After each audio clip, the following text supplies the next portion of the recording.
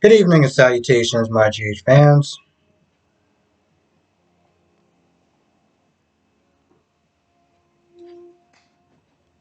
I feel like there was so much wasted potential in this episode.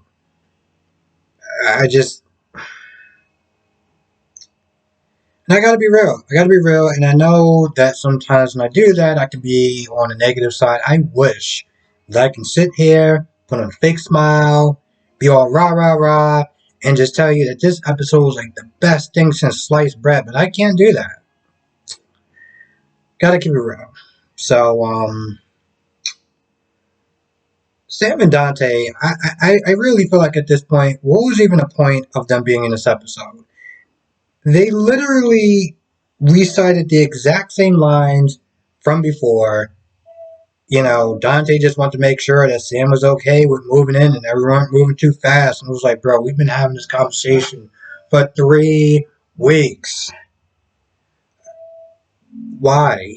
Why are we doing this again for? Do you two just need a paycheck that bad? Did you just have to show up on canvas that day? Like, I just they didn't do anything though. They really didn't. They just talked about moving in and the kids are gonna be moving in. It's gonna be siblings. I'm like, why? Why? Like, does anyone care at this point? I mean, I know I've been dumping on them for a while for the simple fact that they're like damn near brother and sister. But even when you take that away, they still just didn't do anything today. They were just I don't want to say worthless, but like, why? Why? Why do we need to sit there and go through recycled dialogue? And I literally mean damn near recycled dialogue. Chase and Brooklyn got some sort of convoluted plan to take down Link or try to get her songs back or something. And while they're doing that, I guess they're having date night or something. I had no idea what that whole scene was about. I've been watching this show since 2000. Okay? I've been watching this show since 2000, and it makes me wonder. It makes me wonder when I sit there and I look at GH as a whole. And I look at it from the time I started watching it to now. It makes me think.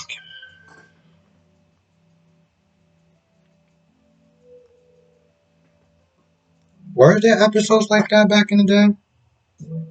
I mean, it was hard for me to sit there and tell because when I started watching these shows, at the time it just seemed like it was so taboo. Okay? I remember when they had SoapNet and they had a commercial, I guess that was specifically for SoapNet. This involved this two couple, this couple about this wife that would, get her husband to sit there and watch these shows with her, like kind of like, force him to like, all right, what is what we're watching?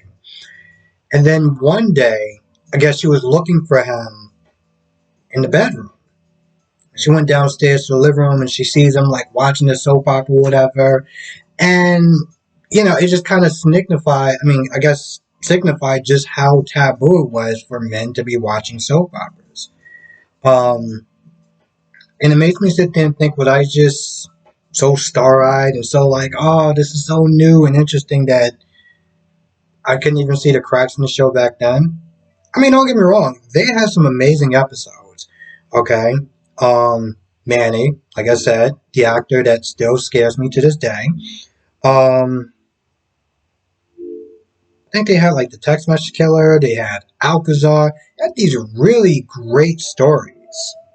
Helena, Courtney, and AJ at the time when they first got married, and I'm still just like, how did you marry him?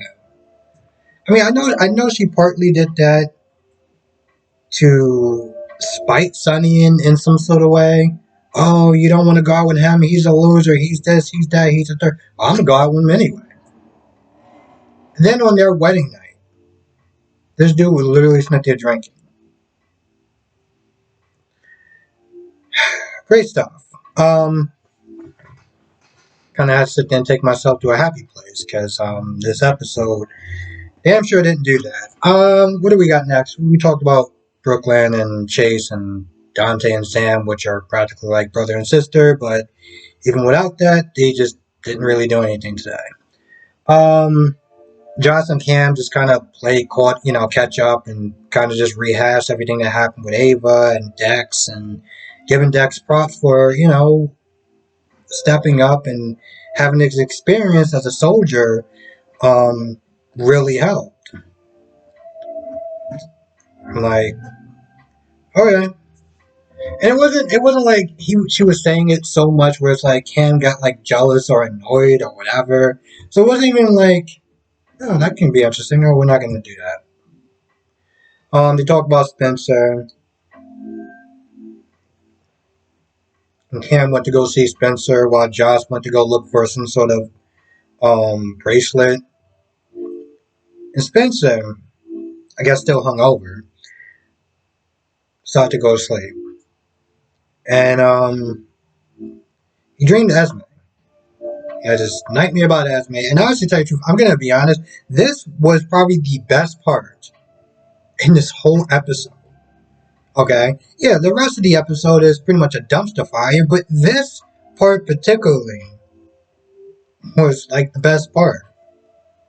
Because this is pretty much a nightmare, in so many ways. There's certain things that guys, I'm gonna sit there and say it's like kryptonite to us, but it definitely weakens us. Esme talking about, oh, I went out with your dad because you weren't man enough. I was like, oof, bro, I felt that. Okay, and I'm watching. As a man, I felt that. That could not have been good for you. Talked about Trina and everything like that. It was just as odd as it sounds. And I say it's odd because when I first saw Esme, she really annoyed the living hell out of me. She just did. But after a while, I appreciated her. I appreciated the fact that she was spicing things up. Um, because I was never really a fan of like the teen storyline, even back in the day, with like Georgie and Maxie and Dylan and Lucas. I didn't care, you know. And then when Diego came into town, I started to care. And the same thing with Esme. It made me care. So it was really good seeing Esme just like torture and torment Spencer. And I hope she's gonna. I mean, I know. Hopefully, she's gonna find a way to come back or whatever, or how they're gonna introduce her. Now, it's interesting because, well, in a way, it's kind of interesting. So I was not there reading comments today at work when I wasn't supposed to be, and somebody was like, how is it possible to just keep throwing more characters in there? They got Nell that's coming back. They got Esme coming back, which is already like two villains. Then you got Rory. You got Cody. And I feel like I'm missing someone. I don't know who. And I'm just also like, so when are we going to get to that list storyline? When are we going to do that? We're going to touch that sometime next year? Maybe after Thanksgiving? Sometime during Halloween? What kind of time frame am I looking at? OGH, I just love to just throw on more characters. Just keep throwing them in there.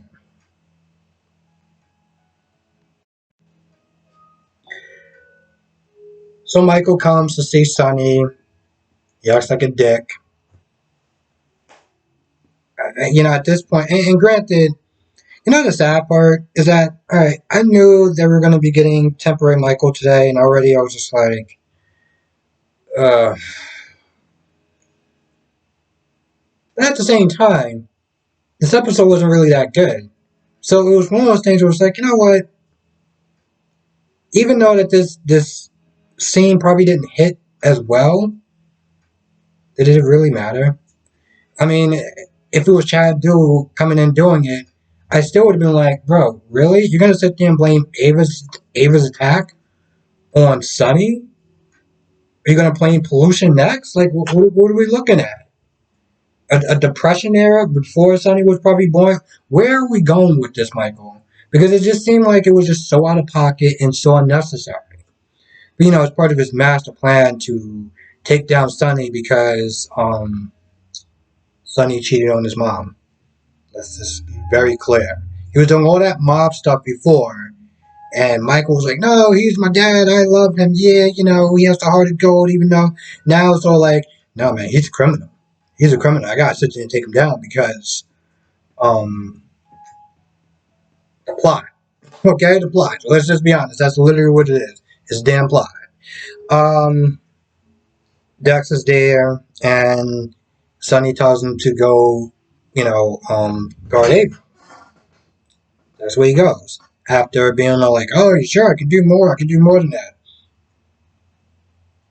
Dex, just do what you're told. Now Nina comes to see Ava, and Ava tells Nina that Nicholas cheated on her. She's angry. She's upset, and she's all like, "Oh, you know," because Nina was like, "Oh, that's so disgusting that he chose to go out with a woman that could practically be his daughter." And Ava said the same thing, and I'm just like, "Ava, I guess you just forgot about the whole Morgan thing, right? We just gonna act like that just didn't happen." Okay. All right, boo. And not only was that bad enough, but she literally did the same thing to her own daughter more than once. Okay, more than once. So in a lot of ways, I mean, yeah, I get it. Nicholas cheated on you. That's terrible. That's heartbreaking. But let's not sit there and try to act like you didn't do the same thing to your own daughter. And it's amazing too, because I totally forgot about that. I guess maybe the episode was actually kind of good, so I didn't really think about it at the time. But yeah, she did the exact same thing, but she doesn't tell Ava all of it. As far as her pushing. Well, I mean, her accidentally, having Esme fall off the balcony at Windermere. She doesn't tell her any of that. And Sonny, at some point, Sonny comes in there. Sonny was like, what happened? Why are you guys so quiet for it? And later on, Sonny asked Nina, like, what was y'all talking about? Like, no. What was y'all talking about? And at first, Nina tries to make up some BS or whatever, but Sonny's like, no. I want to know, what was y'all talking about? I don't think that Nina's going to sit there and tell the truth, and it probably will cause some sort of a rift between them. But, Sonny is going to be with Nina for the long haul. So if anyone thinking this is going to be, the breaking point and Sonny's just going to run back to Carly, that's just not going to happen. So, let's all just get past that. At some point, Spencer wakes up and he starts writing a letter to Trina, telling that, he believed her the whole time. And he was all like, "Oh, I was going to sit there and do it, but I feel like you should know now." And I'm like, what changed? Like, what changed? I don't understand. You didn't want to sit there and tell her because you were going to be going away for 3 months, and she already found happiness, like you said. And so far, ever since she's been in your life, in your orbit, you've caused nothing but misery. And he may not have done it, but being with Esme, that's what wound up happening. So he decided, you know what, I'm going to do the right thing. I'm going to sit there and just keep this with me and serve out my time. And now out the blue, oh yeah, I'm going to sit there and tell the truth. I'm going to do it in a letter. Okay, all right, cool. So we're just going to just do a whole 180 on that, right? That makes sense to, sure. That's what he does. Cam comes over. The only reason why I like this scene is because I do like the relationship between Cam and Spencer. There's something about their, I don't know, their back and forth and their friendship is something that I really like. Other than that, they don't really do anything, and then Cam decides, I guess, to go to the party, and maybe Spencer goes later on because we've seen the previews that he does want to go into Trina's party. Why, I have no idea. I really don't. Now, on top of that, Portia does not want him anywhere near Trina, and yet somehow he decided to go anyway. Okay, cool with that. That makes sense.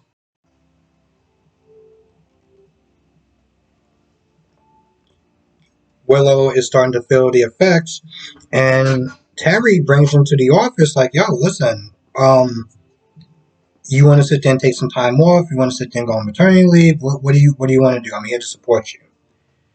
And of course, Willow's like, "No, I don't want to do that. I want to keep everything normal. Blah blah blah blah blah." And once again, she's all like, "No, I don't want to sit there and tell Michael because idiotic, dumb reasons." Okay, that's pretty much all I got. Okay, because at this point, I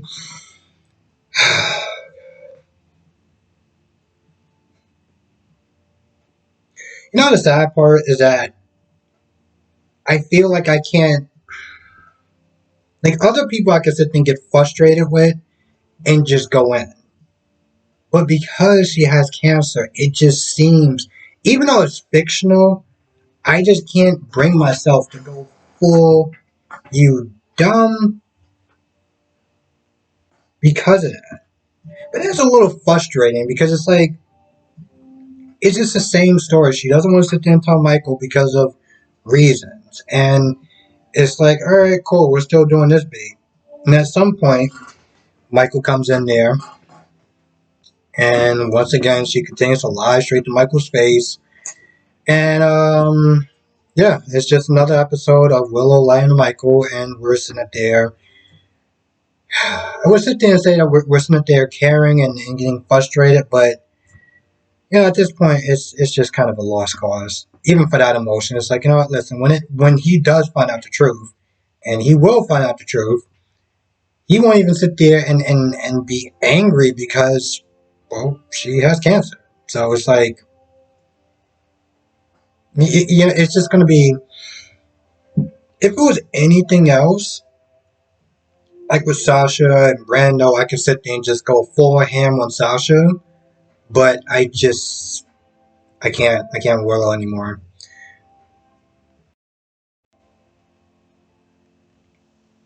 So Josh comes to the hospital, runs into Dax, and is looking for Avery's necklace. I mean, her bracelet. But Dax is like, you know, the janitor talked to the janitor, and he probably did the last load outside. So they both go out there, and Josh is like, you know, listen, this garbage thing is safe. We're gonna go in there. We're gonna sit there and look for it. So we got another scene of dumpster diving. Last scene was Curtis and Drew. They bonded over that. Curtis was Drew's best man in his wedding to Sam. And of course, that ended in a giant disaster. So, if anything, Dex and Josh will probably do the same thing. I mean, come on, let's be honest. I've been saying this for the past couple of days, and I know I'm sounding, well, just repeating myself, but we all know what's going to happen with Dex and Josh. It's already written. So it's going to happen. If anyone is, you know, shipping Cam and Josh, you must start counting the days now because it's counting down. I feel like that's about it. I really do. I don't think I really missed too much. Next episode does seem kind of exciting. Because you got Lucy sitting there talking to Sasha to sit there and kind of lay down a hammer about, you know, Sasha being kind of, well, temporarily pushed out of the company. And of course, Sasha is, well, you know, she's all over the map, so she's not really thinking clearly. So this is going to be a very fun conversation to watch. And you know what? I will sit there and say something positive about Lucy. Because for a hot minute, Lucy has just been, you know, maybe a couple of months ago, like maybe even like last year or so, Lucy to me has just been seeming like a joke character. And I'm glad that they're actually taking her a lot more serious because I do like Lucy as a character. I used to love her back in Port Charles. So it's nice to sit there and see that they're treating this veteran who's been on the show for years. You know, they're actually trying to give her some serious storyline. So I'm interested about that. And with that being said, I'm going to go. I want to thank you for watching. I don't think I really missed too much of anything. I really say anything too important. With that being said, I'm going to go. I want to thank you for watching. Be safe, and I will see you in the next video.